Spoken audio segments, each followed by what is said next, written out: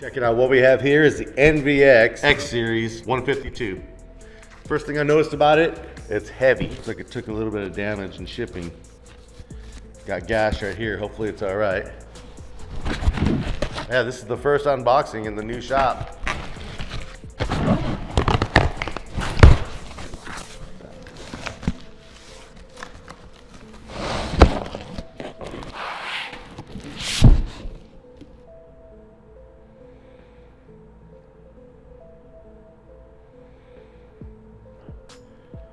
2,000 watts RMS.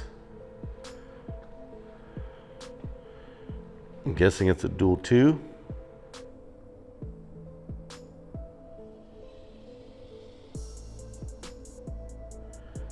And some of that damage actually made it to the second box. So hopefully the subwoofer itself is in good shape. I think it's gonna be. I can feel some foam in here. So this thing is really well packaged. Well, we'll know it's really well packaged when we open it up and there's no damage. I don't think there will be though. Back in July, I ordered this thing from Sonic Electronics. I also ordered an amp too, but at the time I didn't know that I was moving. So right after it arrived, we started moving, and it's been several months, and now we're just now finally getting to it. But check this out.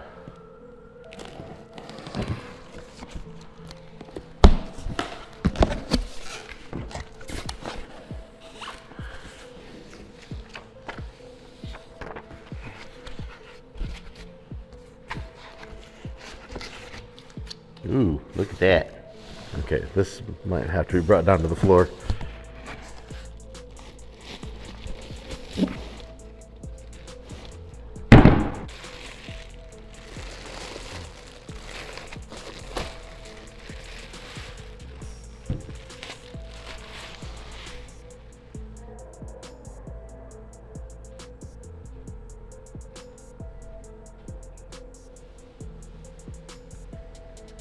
One thing's for sure, this is a damn good looking sub.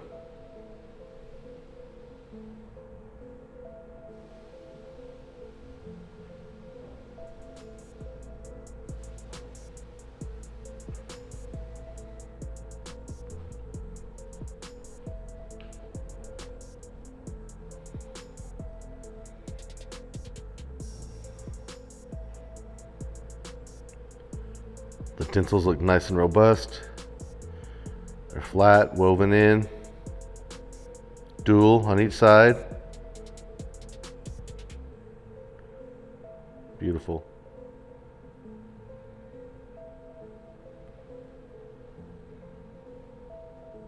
I don't have a box built for this little beast of a 15 yet, but in the meantime, I can hook it up to this amplifier behind me and get it flexing. You know how we do it. There's definitely a dual 2. So being a dual 2 means I can have a 2 ohm load on 2 amplifiers, or I can have a 4 ohm load wiring this up in series, or I can have 1 ohm load wiring them up in parallel. One thing I just noticed that I'm kind of surprised about in a good way, these are not spring terminals right here.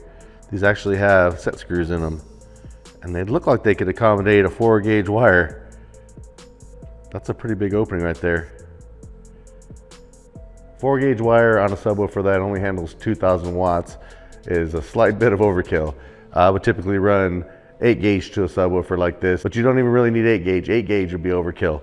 But either way, it is pretty nice to see that. That is a nice robust terminal. I really like that. Let's see if a 4 gauge wire will even fit in it. It looks like it will. I'll take this all the way out just to see how far in there the strands actually go. You could look straight inside of there and see. We get some excess power 4 gauge, some old school stuff I had over here. You can see that 4 gauge.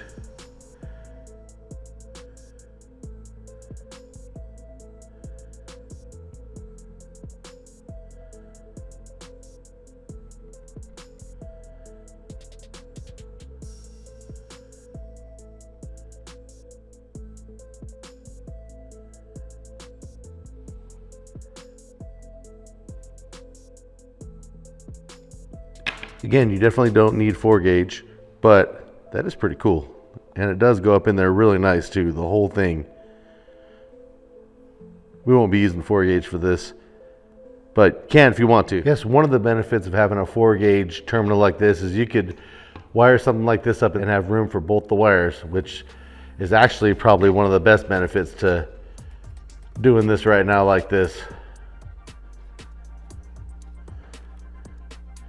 Yeah, it's nice. I like that. So again, this is a dual 2. So we're going to wire it up in parallel, which means positive to positive, negative to negative, which will turn this into a 1 ohm load on the amplifier. So that 8 gauge went up in there really nice too. Didn't feel loose, like it's too big or anything like that. Like this terminal's too big. Just feels real nice. So right here.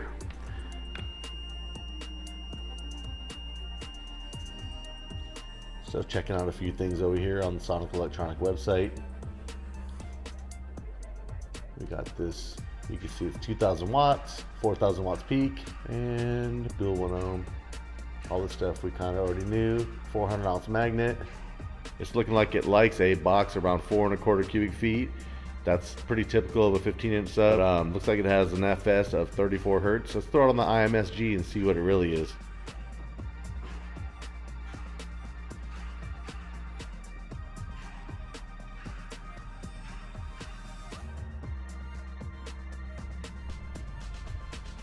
We'll start out low. We're going to look for that first peak.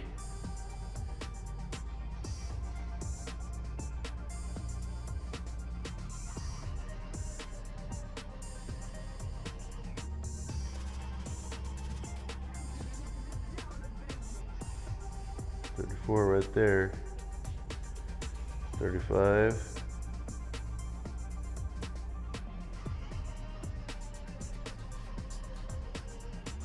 Took about 35.1 on that. So posted FS is 34. We're getting about 35.1 on here, which is actually no big deal. It's real close. They publish those specs to span across every 15 that they make because they can't test every single one of them individually. So that's why the IMSG is so important. That's only off by 1, so it ain't really that big of a deal at all. 35 is a nice number. I think you should have no problem making nice low bass.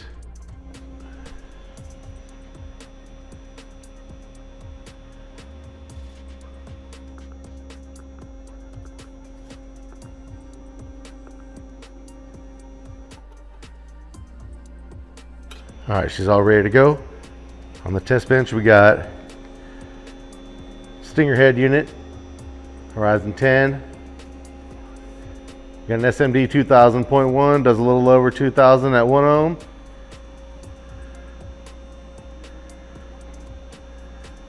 As you can see, it's just a little guy compared to the 8500.1, but she packs a punch.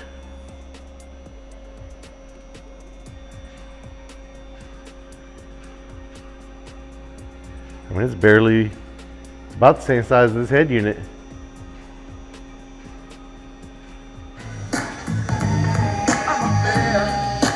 And I'm playing just to play.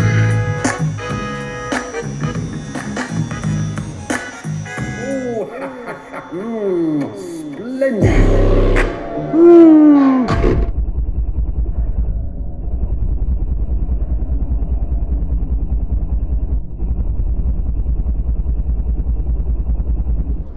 But they got nothing to show. So the reason why you're seeing 2.1, 3.1, 4 ohms, 5 ohms, 1.8 ohms is because the speaker is moving. And when speakers move, the impedance changes. It's called reactive. There's a little bit of a difference between a load bank, which you can control the actual impedance all the way through, and a speaker that moves. Just me talking is changing the impedance on that speaker right now. But overall, this thing is moving and it doesn't smell at all. It's clean, it's looking great, but I can't play these copyrighted songs for more than a couple of seconds at a time. It kind of sucks, but oh well. I can play test tones though, so I took up the IMSG and pumped some low frequency into it and really get it moving. Straight to the SMD amp.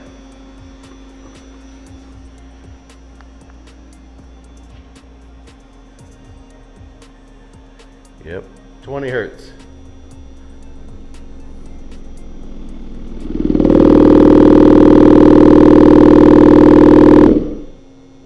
$15 hertz.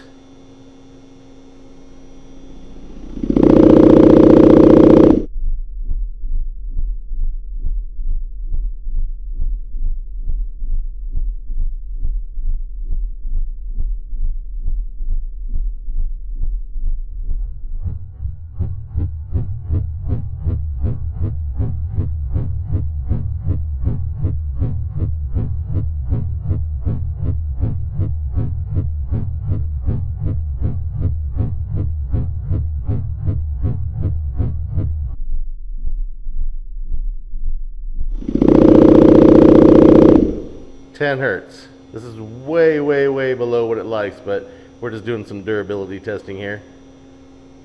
10 hertz.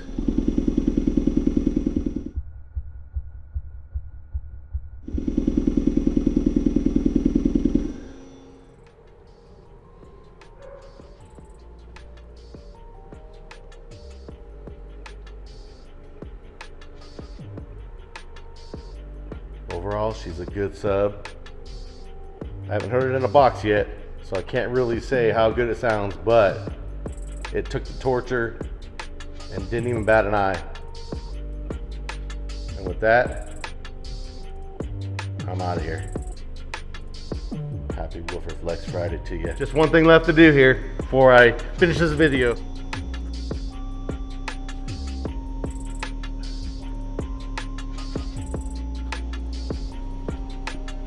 Ooh, terrible signature, but it's real. It's a little bit weird trying to write at that angle.